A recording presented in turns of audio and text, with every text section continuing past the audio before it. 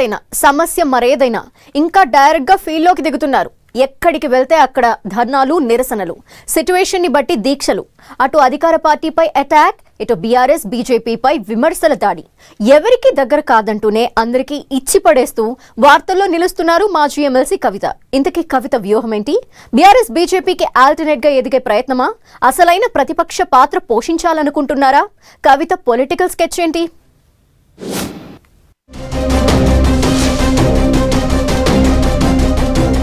రోజు రోజుకు దూకుడు పెంచుతున్న కవిత ప్రత్యేక రాజకీయ ఎజెండాతో ధర్నాలు, దీక్షలు.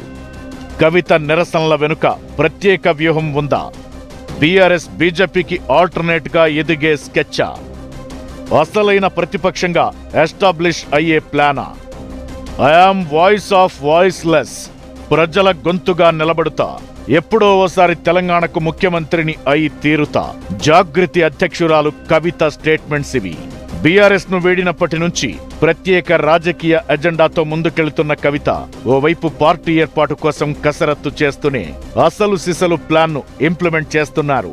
పరిస్థితులను బట్టి పొలిటికల్ ఈక్వేషన్స్ బేరీజు వేసుకుని ఆల్ ఆఫ్ సడన్ గా ప్రజా సమస్యలపై ఫోకస్ పెట్టారు.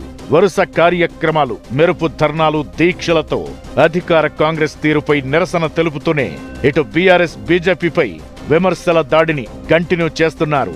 ఓ రకంగా తానే అసలైన ప్రతిపక్షం అన్న లెవెల్ కు ఎదిగేందుకు పక్కా ప్రణాళికతో ముందుకెళ్తున్నారట కల్వకుంట్ల కవిత.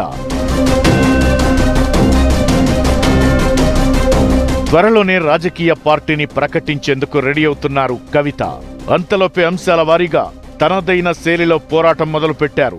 రాష్ట్ర వ్యాప్తంగా ప్రజలు ఎదుర్కొంటున్న సమస్యలు, ప్రభుత్వ నిర్ణయాలు, విధానాలపై ఫైట్ చేస్తూ వస్తున్నారు.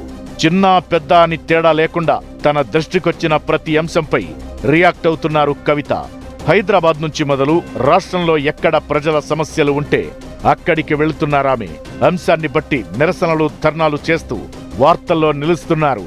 ఇక సమస్య తీవ్రతను బట్టి మెరుపు దీక్షలు, చివరికి ఆమరణ నిరాహార దీక్ష కూడా దిగడంతో కవిత రాజకీయ వ్యూహంపై ఆసక్తికరమైన చర్చ మొదలైంది.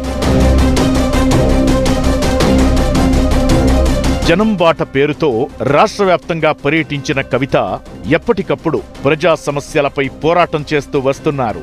నిరుద్యోగుల కోసం ఇందిరా పార్క్ దగ్గర దీక్ష చేశారు కవిత. హైదరాబాద్ లో మూసి పక్కన ఓ రియల్ ఎస్టేట్ సంస్థ అక్రమంగా నిర్మాణాలు చేస్తోందని మెరుపు ధర్నాతో నిరసన తెలిపారు. ఎన్నికల్లో హామీ ఇచ్చినట్లుగా మహిళలకు 2500 ఇవ్వాలని డిమాండ్ చేస్తూ ప్రజాభవన్ ముందు ధర్నా నిర్వహించారు కవిత. జోగుళంబ, గద్వాల జిల్లాలో పత్తి రైతుల సమస్యలపై కలెక్టరేట్ దగ్గర ప్రొటెస్ట్ చేశారు. రైతు సంఘర్షణ సభ తరువాత కలెక్టరేట్ కు వెళుతుండగా పోలీసులు అడ్డుకోవడంతో అక్కడే బైఠాయించి నిరసన తెలిపి అనంతరం కలెక్టర్ కు వినతి పత్రం సమర్పించారు. లేటెస్ట్ గా ఖమ్మం వెలుగుమట్ల బాధితుల తరపున కవిత ఏకంగా నిరవధిక దీక్ష చేయడం పొలిటికల్ హాట్ టాపిక్ అయింది. వెలుగుమట్ల బాధితుల ఇళ్లు కూల్చడాన్ని నిరసిస్తూ ఆందోళన చేపట్టిన కవిత మళ్లీ అక్కడే వాళ్లకు ఇళ్లు కట్టించి ఇవ్వాలన్న డిమాండ్తో దీక్ష చేశారు. ఖమ్మంలో దీక్ష చేస్తున్న కవితను పోలీసులు హైదరాబాద్ తరలించిన దీక్షను కొనసాగించారు. చివరికి ప్రభుత్వం వెలుగుమట్ల బాధితులకు ఇళ్ల పట్టాలు ఇవ్వడంతో 3 రోజుల నిరవధిక దీక్షను విరమించారు కవిత.